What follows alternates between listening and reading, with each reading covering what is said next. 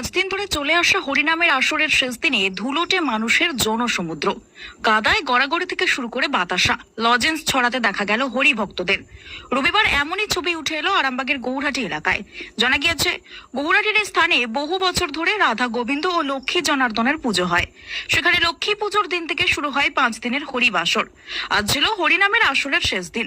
শেষ দিনের ধুলোট অনুষ্ঠানে হাজার হাজার ভক্তের ভিড় হয়। সেখানে চলে হরিনাম সংকীর্তন। কীর্তনের তালে তালে নাচতে দেখা যায় মহিলা পুরুষ সহ সকল বয়সের মানুষদেরকে। কাদায় গড়াগড়ি দেন অনেকেই। ধুলোট উপলক্ষে ভগবানের নামে বাতাসা, লজেন্স ছড়াতেও দেখা যায়।